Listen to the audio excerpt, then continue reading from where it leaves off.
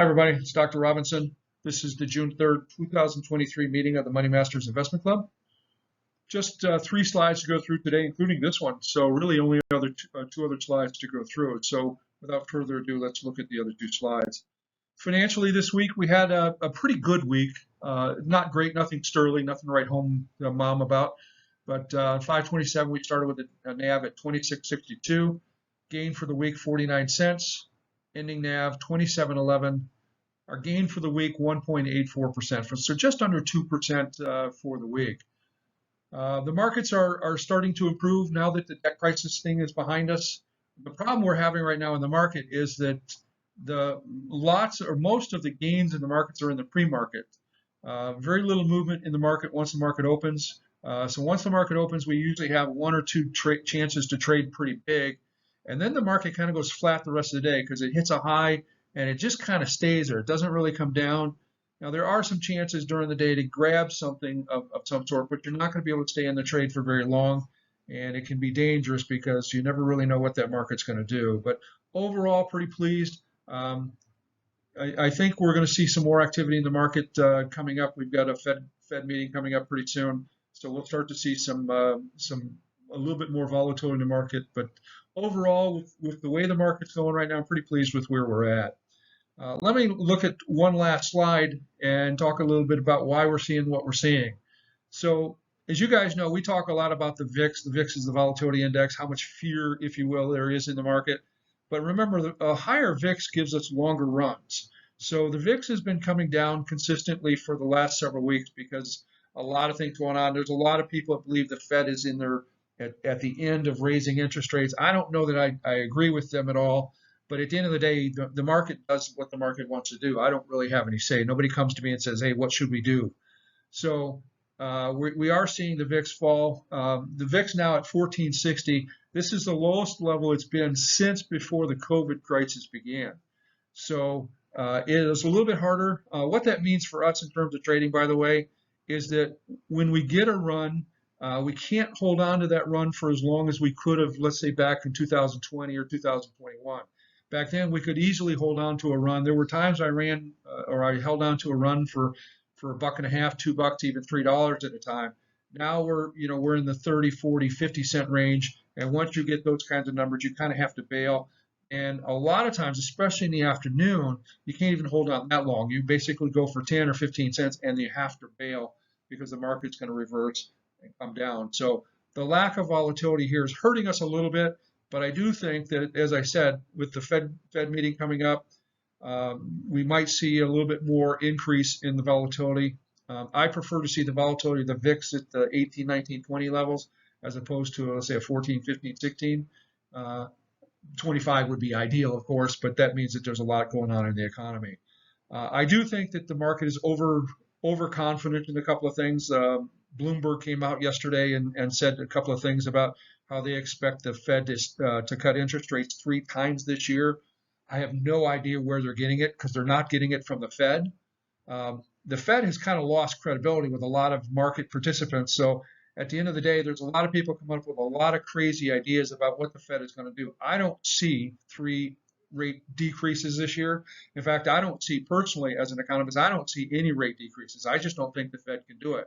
Yes, inflation has come down, but it hasn't come down sufficiently to some point where the Fed could come back and say, hey, we've kind of won the victory here. Let's kind of let up on the gas pedal.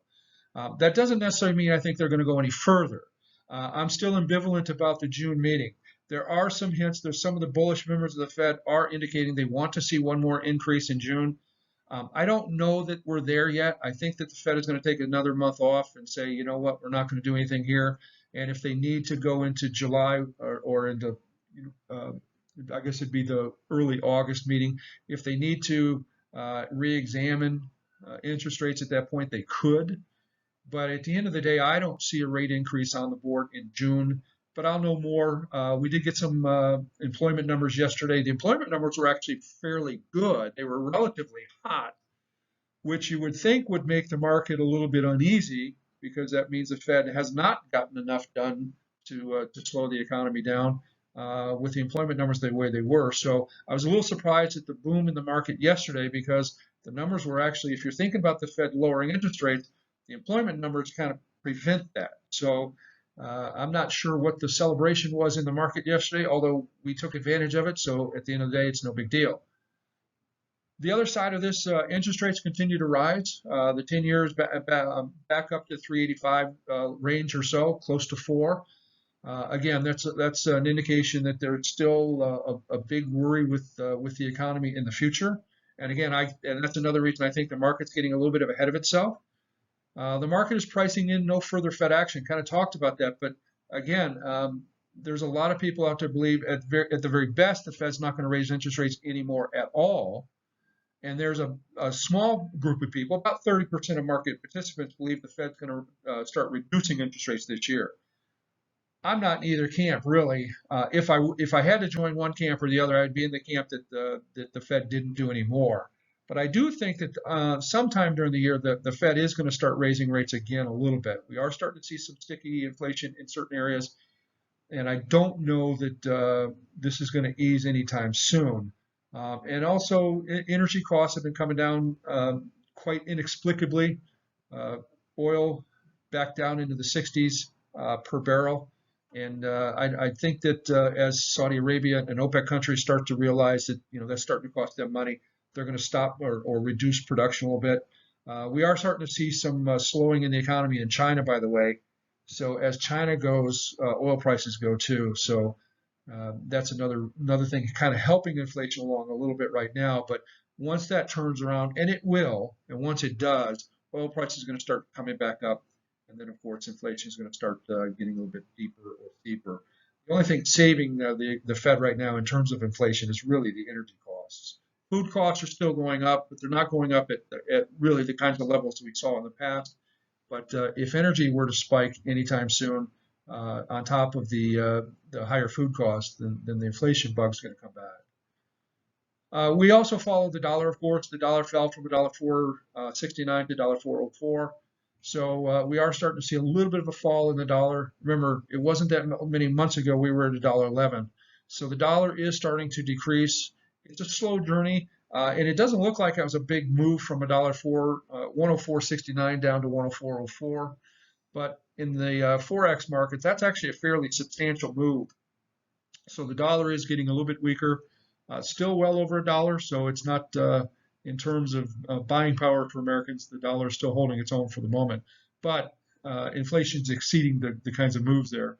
So overall, the dollar is moving down, VIX is down, interest rates are up. To me, kind of setting us up for potentially a recession.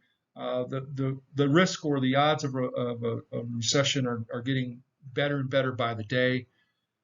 So, but we're in line with that. We kind of expect most of this stuff to happen, but we don't trade based on what we think anyway. We try to trade mostly on what the market's telling us or what the charts are telling us at any one time. So, just that was kind of an overview of the market. Just wanted to kind of catch you up on what's going on. But to me, the most important thing here is the VIX.